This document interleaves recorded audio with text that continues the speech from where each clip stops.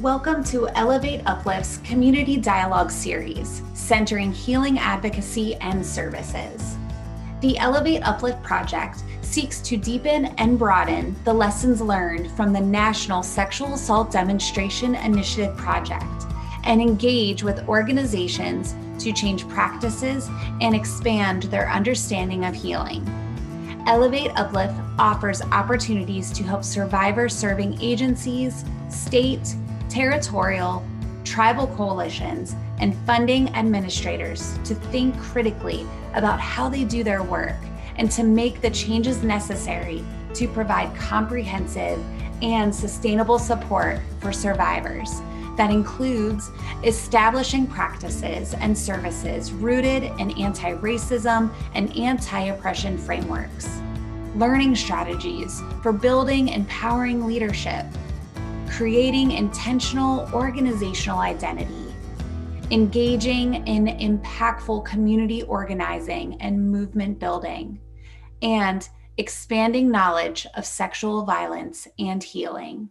Talking today about healing-centered approach. So I just kind of want to check in with folks. So most of you, I think a lot of you were here last week, and I talked about dissociative identity disorder, or DID, and having been diagnosed with it when I was 31 years old. And today we're going to be talking about exploring a healing-centered approach. And so what I'm going to do is I'm going to go back to the place where I talked last week about having DID and going to get help for it, and then kind of what my care was like and why I feel a healing-centered approach is so important. So I'm going to kind of take us back through that story.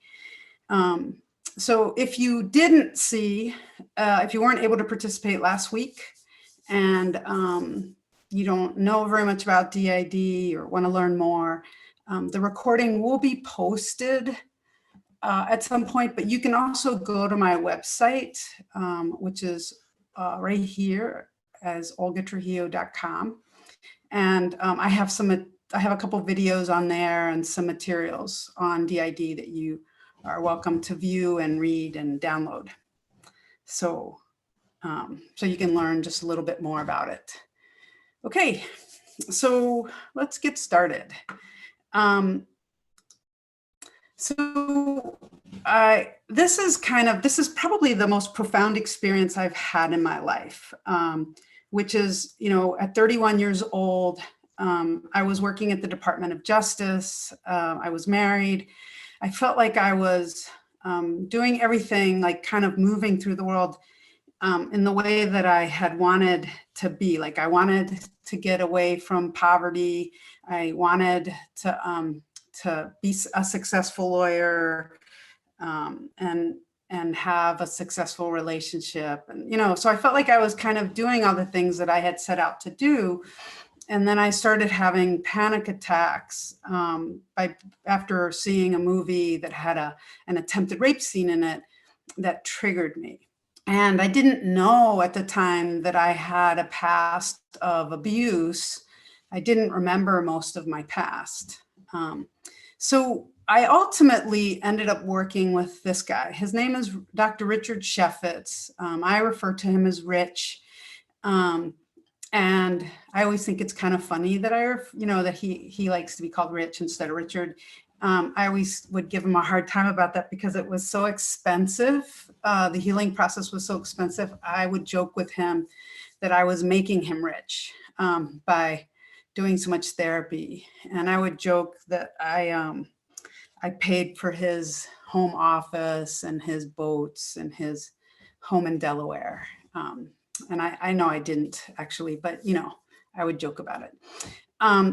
But so Rich at the time was fairly new therapist, and was and in 2015 he wrote this book, which has kind of become the Bible for treating people with DID. And And the reason that it's been seen kind of as the Bible for treating people with DID is because Rich took a process that is recommended and elevated it by adding in building connections for people. And I'll kind of walk you through. But what that enabled me to do is I could work with Rich and get through that process of healing and leave Rich and not be dependent on therapy and my therapist for the rest of my life. And a lot of advocates do this on a normal basis because you're trying to, when you're working with people, you're trying to help build support for people. And in doing that, you're connecting them to other people with shared experiences or with people in the community. And the idea is that they won't need to talk to you all the time because they'll have other people to talk to. They won't feel so alone because they'll have more people who understand how they feel. So we're going to take that model and I'm going to apply it to a healing-centered approach. Meaning I'm going to show you kind of how he did this with connections in my healing. But then what I want to do is apply it to how you can take your programs and your work and build connections that center cultural identity and strengths.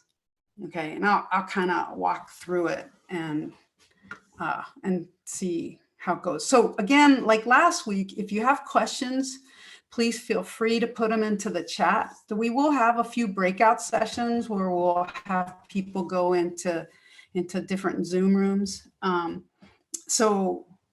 then when we come back, I'll have people report out. But if there are questions that you have when we're not in those kind of discussion points, just go ahead and feel free to enter it into the chat and I'll get to them as soon as I'm able to. Okay, cool. All right, so one of the things I wanted to just note right up front is, and since I'm talking about DID, I'm gonna talk about like the multi-layers of stigma and the power of stigma associated with DID. But I also want you to think about it in terms of sexual assault and also adult survivors of child sexual abuse, right? So, so the power of stigma is another facet that people are dealing with. So not just so I had the stigma of having dissociative identity disorder and not wanting anybody to know about it. But I also had the stigma, and this is things that we don't talk about, associated with feeling less than other people. So growing up as a Latina in Washington, D.C. with my mom who had a strong Puerto Rican accent and my father who only spoke Spanish and was from Colombia, there were ways in which our family was treated that I could see my mom internalizing and feeling less than. And then the way that played out for how she taught me to be, and the different ways in which I felt less than people around me. So that's a really big stigma, and it's an important stigma to pay attention to. Then there was the stigma that's obvious to everyone, which is the stigma of having a mental illness. For me in particular, to have DID, which is probably one of the most stigmatized mental health conditions that there are, because what we see in movies and in TV are people with split personalities that are serial killers, we don't see kind of that normal people can have normal lives and still have DID and actually function really well in the world and don't kill anybody. So I have the stigma of having DID, and then I have the stigma of being a marginalized person with a mental illness. So it's really kind of amazing that I would tell anyone that I had DID, because you're always fighting against feeling less than, and then there's the stigma of DID, and now you're this person who is less than with even more reason to feel less than. So I want to put that out there, because anyone that you're working with, whether they have post-traumatic stress disorder, or whether they have complex post-traumatic stress disorder, depression, whatever they're dealing with, there's a stigma associated with that in our society. And then people who come to you from different backgrounds, from different communities, from racialized and marginalized communities, they're going to have that stigma as well. And those things need to sit at the center of your work with people as much as possible, because that is their experience. And so ignoring it doesn't mean they don't have that experience of it. It means that they don't heal that experience. So my work with Rich was really intense and really cutting edge. It was the best work. I had the best treatment that a person could pay for back then. And this was, I started in 1993. So and I just kind of want to give you an idea of the complexity of the work that we did together. So it was in large part psychosocial therapy, which is talk therapy, and it involved aspects of cognitive behavior therapy, dialectical behavior therapy, and trauma processing. Rich was also really skilled and was able to use hypnosis, and he used hypnosis in helping me to distance from the memories when I would start telling him what I would remember that happened to me. It gave me enough distance so that I wouldn't dissociate, so that I could start learning to feel things and not just dissociate all the time. He used hypnosis to help me contain some of those memories between sessions, so that I would get some relief from all the trauma. And then at the end of our work together, he used hypnosis to help me connect when someone crosses a boundary with the anger that I had over what happened to me, so that I could bypass what became a freeze response. So now I have a fight response instead. And that was really important and really powerful for me. I also did art therapy. He referred me to a massage therapist, and I did body work. And it was a lot of body memories and releasing of pain. And then I also learned a lot about how to take care of myself, and how to rest and relax. I also learned how to, he taught me mindfulness practice so that I could be in the present and in my body most of the time, which was a way of also helping me not to dissociate as much, to start feeling comfortable with difficult feelings. And then I did what I call emotions work, which was movement therapy, getting out a lot of the emotions that I felt, and in particular, anger. So this is a pretty complex healing process that he guided me through. And the thing that he did, so let me overlay on top of this what the International Society for the Study of Trauma and Dissociation, their therapists across the world and across the US that focus research and clinical practice on people that have experienced trauma, but also people who have experienced dissociation. So that's an important, like if I were going to look for a therapist today, I wouldn't just go to a trauma therapist. I would look for someone that works on trauma and dissociation, because that lets you know that that therapist knows about dissociation and can treat dissociative disorders. Some people don't believe that DID is real, and some trauma therapies are counterindicated for people with DID. So someone with PTSD would get one kind of treatment that would actually make DID worse. So that's the reason for the importance. So what they laid out as kind of the state of the art, the standard for treating people with DID is a 3-phase approach. Okay, so the first phase is that kind of safety and stability phase. And you do this in your work with survivors, not therapy work, but in your work with survivors, you help people get feel safe emotionally and physically and help them have stability in their lives, right? You're building the relationship, all that's really important. So that's that first stage of therapy. The second stage of therapy is the trauma processing. And I call that part work. When you have DID, the trauma processing is finding out the parts that are inside, learning what role they play, what memories they hold, that kind of work.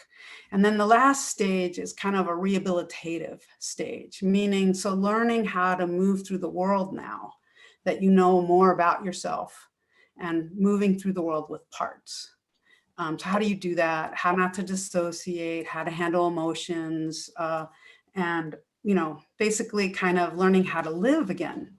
So what Rich did that was different than that model is that he built connections in each of those stages. So in that first stage, he was building connections between himself and me, and also exploring who I had in my life that he could help build the connections with. So in the second stage, Rich was building the connections that I had inside, meaning connecting, having communication among the parts.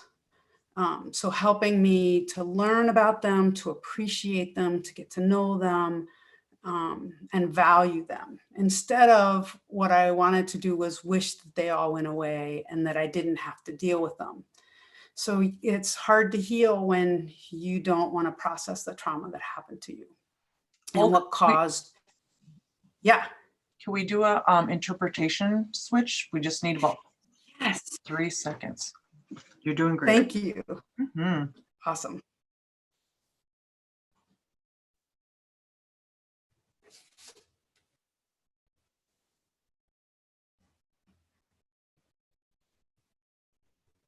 Cool. Okay.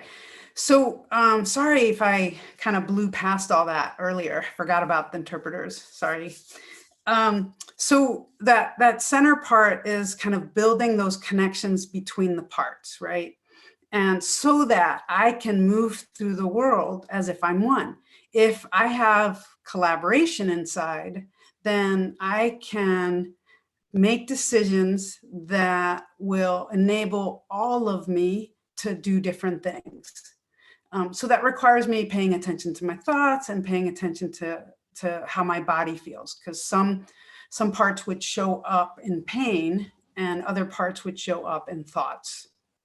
So that was really, really powerful. The last part of it, that rehabilitative stage, he was building connections in my world. So people I worked with, people I had relationships with, if I had stayed connected to my family, building the connections within my family.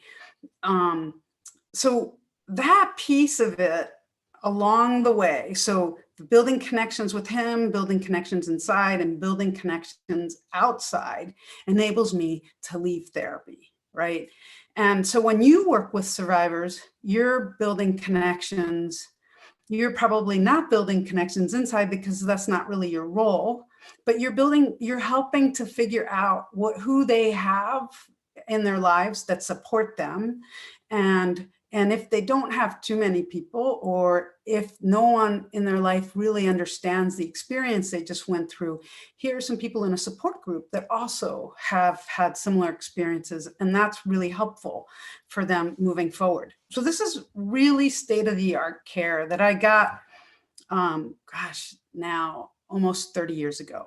Wow, I'm old. Okay. So let's talk about some of the gaps. So I did all this, and at the end of all of it, I still have challenges that are connected to my cultural identity. So I still, after all that work with Rich, couldn't speak in Spanish to people. I couldn't talk about my experience in Spanish at certain times of the year or around certain people. I would have a really, really hard time remembering Spanish words. I would, at times, do really well speaking Spanish because I could speak Spanish, but not be able to speak Spanish to people. Because what happened is all the abuse that happened to me when I was growing up didn't happen in English. A large part of the abuse that happened in Spanish. But our work didn't really focus on my cultural identity and didn't focus on the fact that language might be an issue for me and Spanish language might be an issue for me, given the fact that so much of the early abuse happened in Spanish. I also couldn't eat anything that had garlic in it. And I wasn't allergic to garlic, but what happened is that in my home, my mom, every dinner in our house started with olive oil, onions, and garlic. And she would be sauteing that, and then the house would smell like that. And then at some point in that night, I would be abused. And that's one of the senses, that's one of the issues, the things that I'm bringing in is the smell of garlic. So then when I go to eat garlic, I actually start feeling sick. So for years and years, I didn't eat garlic because we didn't undo the trauma associated with food. I still can't go into a Catholic church without feeling triggered because a lot of the abuse that I experienced in my home by my father and my brothers was around all the things that we had that symbolized our faith.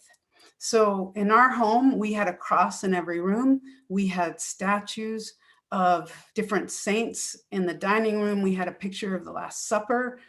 And we would go to church on Sundays, and I would be abused on Sundays after church, or I'd be abused after my first communion or before it, so it was all interwoven with my cultural identity. It was all interwoven with my religious belief at the time. So these are all things that we didn't address because Rich was treating me and helping me heal as though I'm white, but I'm not. I'm a person of color. I'm Latina. And so culture was absent in healing. Now, it's not that he wouldn't have addressed it if I had brought it up, but I was following his lead. He was guiding me through the process. And so those things were kind of left undone. So despite the fact that I did a tremendous amount of work and paid a tremendous amount and worked with someone who was at the top of his field, there were still a lot of things that I needed to address and deal with. And that's the thing for me that's been so kind of like forever, I've been kind of thinking, I'm so grateful for the work that I did and for finding Rich and being able to work with him. And at the same time, I'm like, we should be able to do better. And there's a double-edged sword to this, meaning that we don't look at cultural identity. We have a model that's set up for mainstream victims, mainstream survivors. And then we expect them to deal with their cultural identity, to do whatever with their cultural identity. And we lose the opportunity to help people heal. Because when I walked away from my work with Rich, I still had a lot of work to do. And it all centered around who I am as a person. I didn't feel really comfortable in my skin because I still needed to address the issue that I'm a Latina that grew up in a Latina home that was incredibly abusive. So I remember thinking that it wasn't, that it was my culture that was bad as opposed to the things that my father did to me. And I had to try to explore that and undo that. And I think that's a really big loss opportunity that we have. And this was also captured for me in a call that I recently had with someone. I've been struggling with this for a really long time, and I've done things. I joined a culturally specific domestic violence program, and worked with Latinas, and loved it, learned more about my culture, kind of learned to accept my culture better, to feel good about who I am. Those were all things that I kind of did on my own. But but we have an opportunity to really help people. So I've been struggling with this for a long time. And recently I was talking to a woman, a Native woman, who was telling me about her experience. And we weren't talking about this at all. We were just getting to know each other. And she was telling me she was a survivor who had, a survivor of childhood sexual abuse, who had done a lot of healing work and still didn't feel comfortable in her skin until she went to a Native program. And in that program, working with Native advocates, they completely understood and actually raised for her to ask her, what are the ways in which your abuser used your cultural identity in your abuse? And she said that was the first time that she felt herself. And the thing is you don't, it's really hard to go there if you don't have a sense of, if you don't center someone's culture and cultural identity. Okay, so I'm going to kind of walk us through a little bit how we do that. But let's figure out what I'm talking about when I'm talking about culture, because we always use it. But so there's a good definition of it. It's our shared values, tradition, arts, history, folklore, institutions of a group of people that are unified by race or ethnicity, nationality, language, religious beliefs, spirituality, socioeconomic status, social class, sexual orientation, politics, gender, age, disability, or any other cohesive group, okay? So a lot of people, though, don't really think they have culture.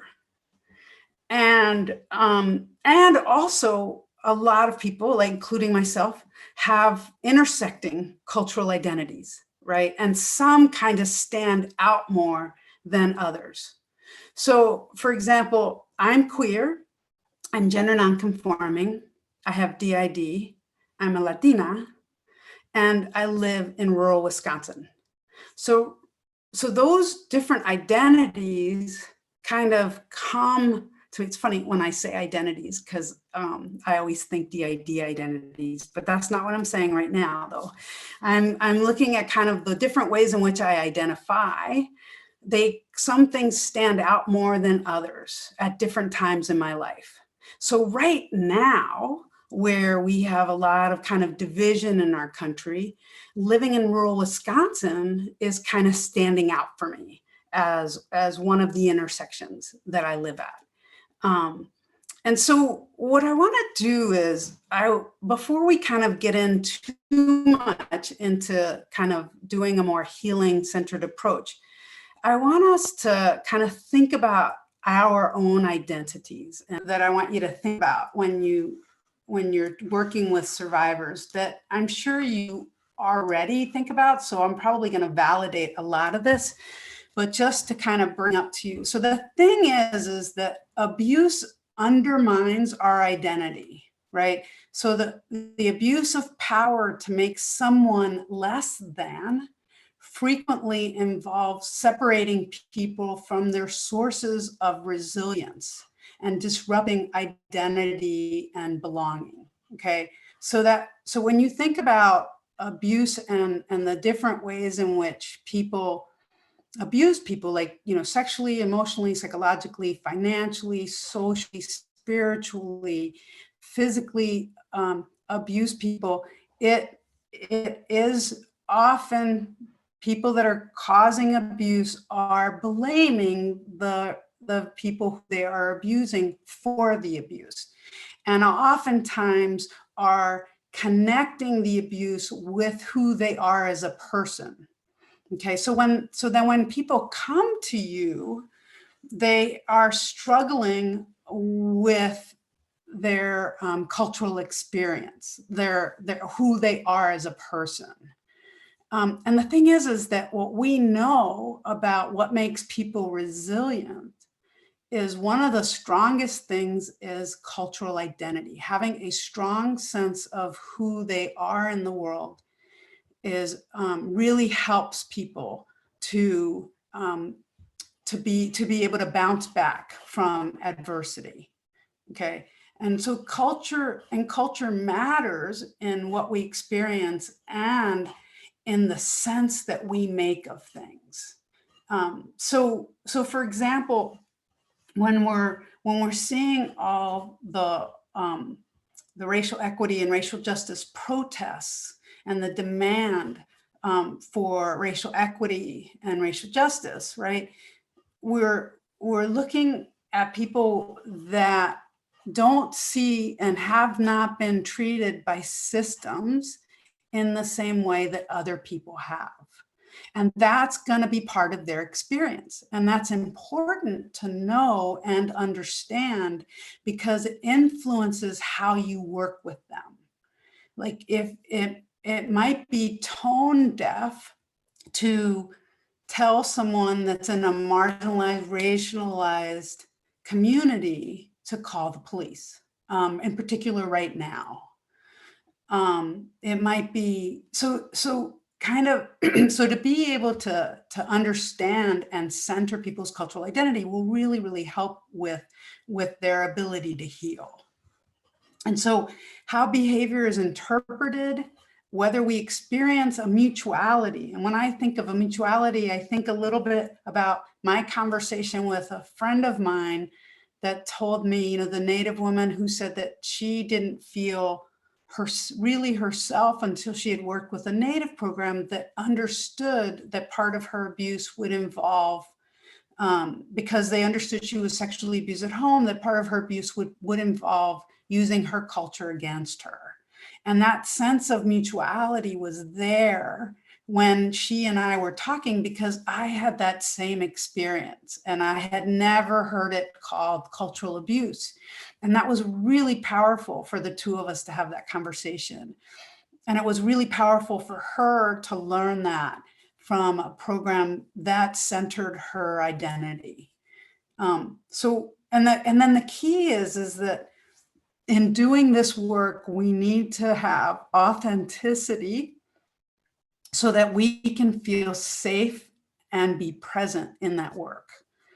And then again, our sources of strength and resilience come in large part by how we feel about who we are. And then healing really needs that. So cultural identity matters because there's a sense of belonging to a group. And we do this in our organizations when we set up support groups. And Rich was doing this when he was helping me to develop those connections in my life. So when I felt like I was part of a group, I felt better about myself if I felt good being part of that group. And so since I was in my mid-40s, I've been building back my sense of who I am as a Latina and what that means for me. And what does it mean for me in rural Wisconsin right now? And anybody who works with me may need to have a sense of that in order to help me heal in that way. to share a certain way of interpreting the world and certain rules that help group members survive and thrive in life. So let me give you an example of what I mean by this. And this is why, again, cultural identity matters. I had an upbringing of, like I mentioned, right? So there's violence in my home, but also a mom that was treated as though she was less than, and who took that in and then said to me, essentially, in everything she said, you are not less than anybody around you. You are just as much as they are. You are just as good as they are, right? But basically erasing the reality of the fact that I am treated like I'm less than. I do speak Spanish at home. I am darker skin. There are differences to me, and that I can't pretend that those things aren't real. But my mom's trying to get me to pretend that they're not real, right? So that is part of trauma that I'm experiencing as a result of the oppression that she experienced. If I go into a program and there's other Latinas in the program, I'm gonna feel like they're gonna get that. I'm not gonna have to explain all that to them and make them realize how significant that is in my life. But if I don't see anyone else like that, if what I see in my area of rural Wisconsin is people that are from the dominant culture, I may not feel like I can do that. Like I would have to try to explain to them that experience and why it's important to me. And so I might not have that level of healing in their program that I would in a program that had a more diverse staff. So a cultural identity matters because an individual can identify with numerous cultural groups at the same time. Okay, and so connecting in different ways also really help with people. Now, let's just say that let's say you are trauma informed. Okay, so what is a healing centered approach?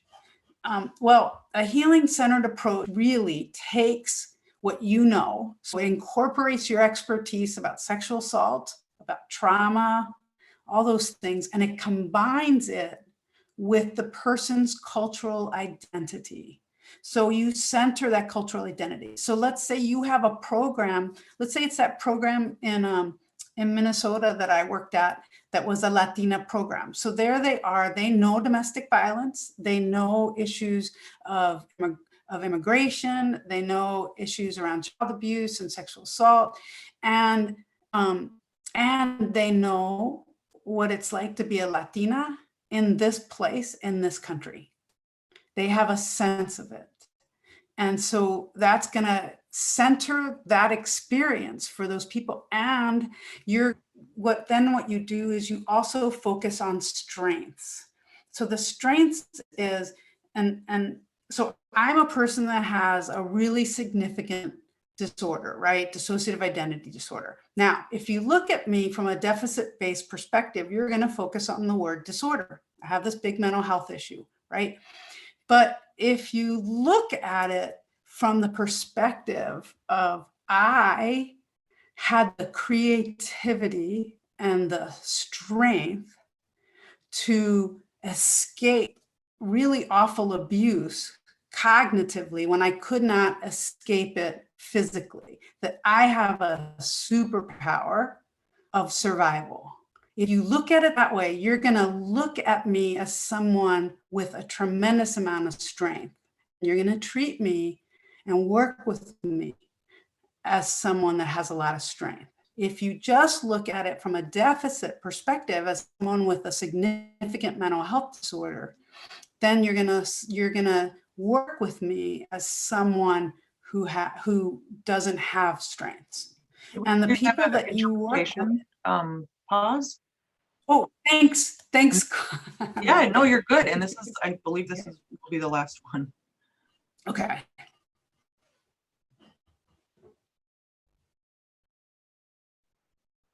Cool. All right. So so that key is really kind of focusing in on who this person identifies as, having the staff to be able to meet people where they're at. So the people that work in your program reflect that the community that they serve. So if you live in a community that is half white and half Latino, then your staff should be half white and half Latino. Okay, so it centers the people on staff whose experiences are similar to the people that come in. Now, it doesn't mean that you say every Latino that comes into this program has to work with a Latina. It's having choice. It's a survivor coming in and seeing the people that are there and having a choice of who they want to work with. And so for me, if I went to a program here now, I would see a Latina, I would want to work with a Latina. If it was me 30 years ago, I might not have wanted to work with a Latina, but having the option is important. And then it incorporates trauma-informed approach. Okay, so what if we centered cultural identity and strengths? So I have some ideas for how to do that. Of course, I was going to have some ideas. Okay, so you can bring culture in by creating support and other opportunities for learning and healing about language, gender identity, racial identity, and spirituality. You can test things out and try things on and see what resonates and what doesn't resonate. So you can do this by hiring staff that reflect the community. And if you're unable to do that right now, as you're moving towards that, you can look in your community for culturally specific programs that might then have a good connection to the survivors that you work with. So what could you do? Your staff should reflect the community you serve, right? I'm going to say that like 5 more times. Okay, then if you're unable to do that, or you're not there yet, right? Or there are some things that there are some programs in your community that have more intersectionality in their staff than you do. Then what you can do is you can build meaningful partnerships with those programs. And so I want to be really specific about what I mean by meaningful partnerships, because in the past, what we've done is we go to a culturally specific program and we say, we'd like to connect with you because some of the survivors that come to us are limited English proficient and we don't have any speak Spanish or something like that. So then it's we just want to refer people to you. And that's not really what I mean by a partnership. It's power sharing in a partnership, that you're designing programs for people in that community together, that you approach, and in those programs, you approach people with respect of cultural ways of knowing. One of the things that I find the hardest to deal with when I talk about dissociative identity disorder is that there are very few evidence, quote unquote, evidence-based healing practices that aren't mainstream therapy. In fact, I don't know of any. And because they're not evidence-based, then they can't get funded and they're devalued. So someone who might benefit, like I might have benefited, like Rich might have referred me to a Latino program in DC because there were lots of them. Rich could also have brought in therapists into his practice that were Latina therapists that could also work in Spanish. There could have been an emphasis not just on the therapeutic talk therapy that dominant culture has, but there could have also been a valuing of ways of healing that are cultural, that are not just talk therapy, mainstream centered. And we know that, I mean, there are people that have been healing in our society for years and for decades before mainstream models came into place. So there are ways to do this. We're just not looking at them as good. We're not looking as good as the other ones. So respecting cultural ways of knowing is important, supporting traditional healing and not appropriation. So what I see in a lot of therapeutic models is that I will see therapists that will see the value of some traditional healing and will take that and incorporate it into their work, even though they're not part of that cultural group. And that's appropriation. That's not necessarily gonna help people in terms of a cultural connection and healing. So you can, if you use the framework that Rich used, and this is kind of the way I think about it.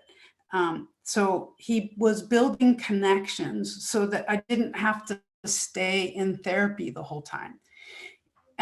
So that people can heal, right? So if you can do that, you can build connections and help people create community, which creates healing. You can connect them to culturally specific programs that will help them to do some, that will help people have some cultural connection and healing. You can connect them to other survivors in meaningful ways. Peer support programs are really helpful programs for people who have gone through something really difficult, for sexual assault, domestic violence, human trafficking. We see it all over the place in substance abuse. Peer support programs are really helpful in rural communities as well, when we don't have very many clinicians, or when someone has really had a rough time with therapy and therapists in the past and aren't interested in that kind of model. So those kinds of connections can be really, really helpful for people. And these are ways that you can create this in your own program, is by building those connections to other programs, to other people in the community, and enabling healing in a more holistic manner. So this is kind of the way I think about it. So I can say all this stuff and it sounds right, but how do you know if you're doing it, right? So think about when you're meeting with a survivor, and are you centering that person that you're working with, or are you centering yourself and your program? Now I know that sounds like, because we always say we're survivor centered. And we go where they want. We meet people where they're at. But are you? Because when people come in to your program, the focus should be on them and what they need and want, and not just on what you have to offer. And that's a big difference. When you're working with someone and you're offering them things that you have, because that's all you have, you are centering yourself and your program. Okay, so if you center culture, what does that look like? How do you incorporate that? So I'm not going to do this breakout because we don't have enough time, but this is really where I want you to go.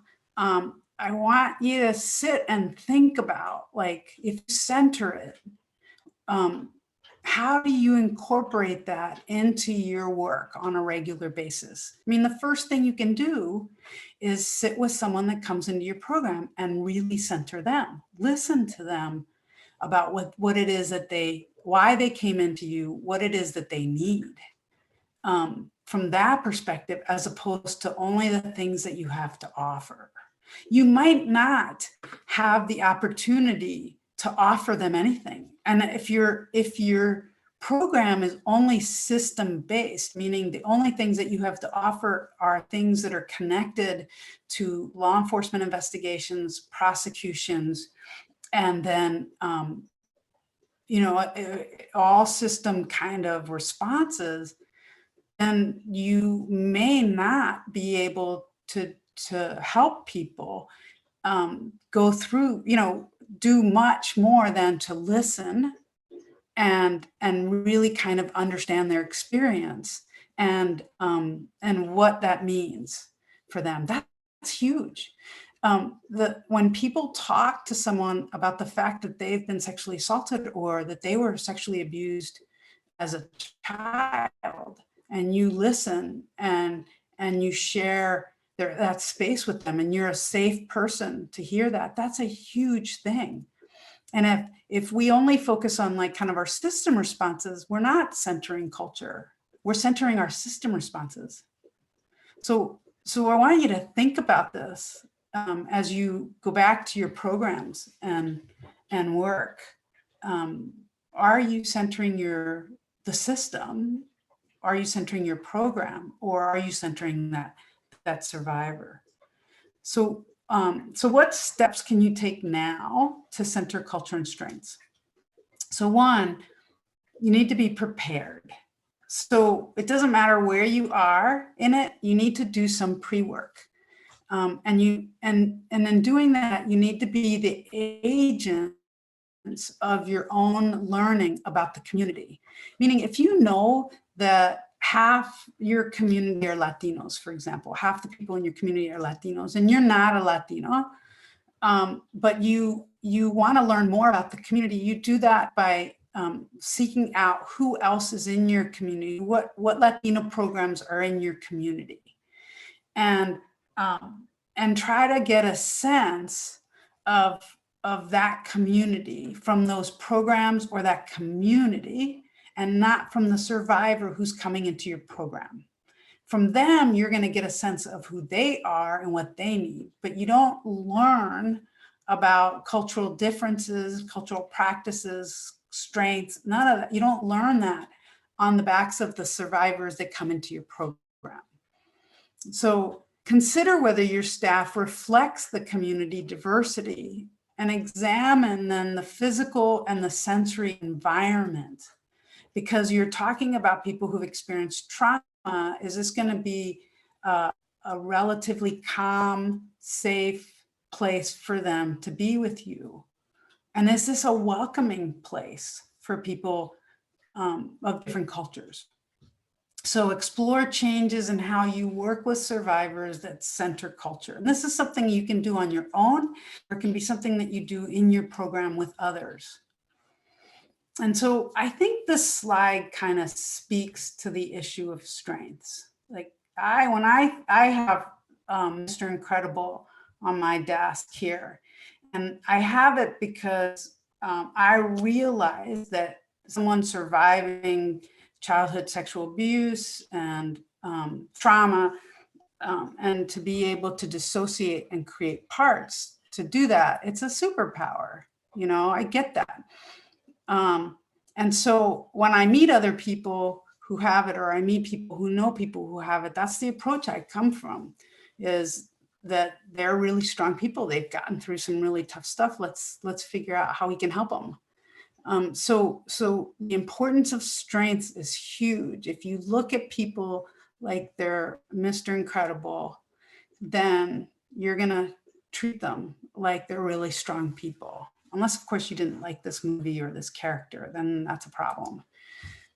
And then I have some tips for moving forward with survivors. So one is how to advocate for a healing-centered approach. You center the person you work with. You don't limit your work to what you have to offer. And you try to be curious about their cultural experience and how it affects their safety. Okay. And so not about to learn about every Latina issue there ever was from this one Latina, right? And then in safety planning, to create emotional safety, to make it real. So I had experiences in 2 different shelters where there were dual programs. One was in Nebraska and one was in Florida, where the staff did not reflect the community. And when I was doing listening sessions with survivors in their support group, I heard how there was such a disconnect between the staff and the survivors that the safety plans weren't at all meaningful. And it was devastating to the staff to hear this. But they didn't center the survivors. They didn't set up their program for the people in their community. It's a really big deal. And then you can partner with survivors to incorporate their cultural identity. So meaning that you can sit with survivors when you're doing safety plans with them and say, is calling the police an option for them or not? Is their family a support for them or not? Do they have a collectivist view or an individualistic view? Meaning that a lot of culturally specific programs, Latinos, a lot of API families, in fact, most Black, Indigenous, and people of color have more of a collectivist approach to family than our mainstream dominant culture, which is very individualistic. And we can kind of see that now too with our response to this virus. People being kind of more collectivist, how we have to protect each other and keep each other safe from it, and people individualistic that are thinking about what they need and want right now and not concerned about other people's, whether they can protect themselves kind of approach. If you approach collectivist cultures with an individualistic approach, you won't create the kind of environment that centers them. Because so we see this a lot where someone is asked they can come to their program, but they can't come to their program with all their children. That's not going to work for them. So just to kind of examine whether your approach to services is individualistic or collectivist. And then, have they been treated respectfully by systems or shamed by them? And so then are systems then going to be an option for them, a safe place for them? Are they going to be able to get healthcare if they've been shamed their whole lives because of healthcare's view of weight or of their disorder, if they have DID or something like that? And then don't rely solely on a system response. And in order to do that, then you need to be creative. People call a program because they're in crisis and they need help. And it might just mean that they need someone to hear them, that they need someone to help them get grounded, that there are things that you know about the work that you do around sexual violence, around trauma, that they don't know, and you can help them with that, and that might be all they need. So I've been trying to keep track of the chat, and I haven't seen any questions, and we're just about out of time. And I'll just say again, when you're doing safety planning with folks, to be willing to repeat things, to limit stimulation, to help normalize their experiences of trauma and oppression. And remember that gaslighting in society is real and it's incredibly triggering. It matches abuse situations that people have been in. And so work to adapt to people who've experienced trauma. So you're adapting to them and not making them fit into your program. And then connect to culturally specific organizations and and partner with them to help the survivors that come to your program heal as much as they can, as much as they want to. If you have access to more people and more programs that would be helpful for them, that'd be awesome for them. You've been listening and viewing Elevate Uplift's Community Dialogue series. Elevate Uplift is supported by a collective of national organizations and Circle of Wisdom members leading anti-sexual violence work, and includes the Minnesota Indian Women's Sexual Assault Coalition, the National Organization of Asians and Pacific Islanders Ending Sexual Violence, the National Sexual Violence Resource Center, the Resource Sharing Project, and our Circle of Wisdom members who provide us with direction, expertise, connections, and influence. For more information, please visit www.elevateuplift.org.